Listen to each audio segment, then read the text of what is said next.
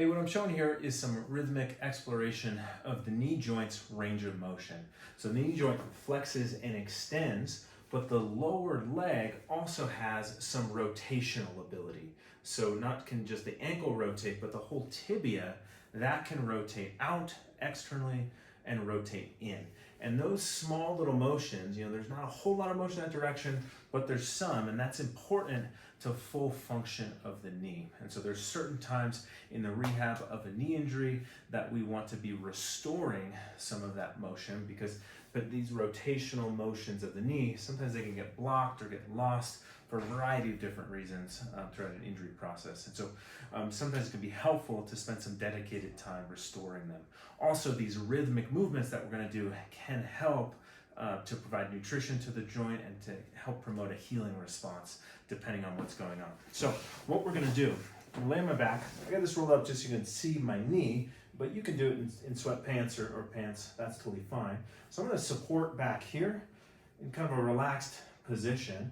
And then of course I can bend and straighten my knee, but what I want to do is I'm going to rotate my foot out and kind of bend and straighten, and then go to rotating the foot in, bend and straighten. And then I can kind of bring my knee in a bit and try to get my foot outside my leg just a bit. And then I can bring the other way, and then I can kind of sweep back and forth and around. So I want to do this gently. I'm not putting a lot of force through it. If there's a motion that's painful at all, I don't want to go there, but I'm kind of just coming around and through there. If there's one that ooh, that kind of feels nice right there, you can play with a certain range, but I'm exploring all these rotational ranges of the lower leg as I'm holding my upper leg reasonably stable.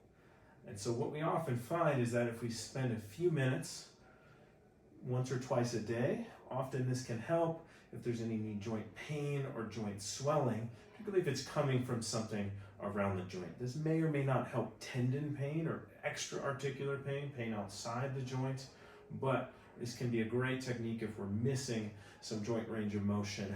Or as a follow-up, sometimes I'll do manual therapy techniques where we restore some of that motion manually, and then we want to keep it after the PT treatment session. And so we're just kind of rhythmically going up and down. I say rhythmically because we're not forcing anything, but we're seeing how much range do we have.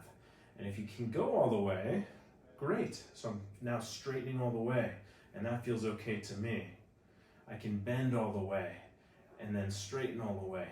But if you don't have that whole range, then just go in the range that you're comfortable with, and that's okay. So there's no real way to do this wrong other than to force it through pain. We're really just exploring all of these ranges of the knee and making sure that it can do what a knee joint's supposed to do.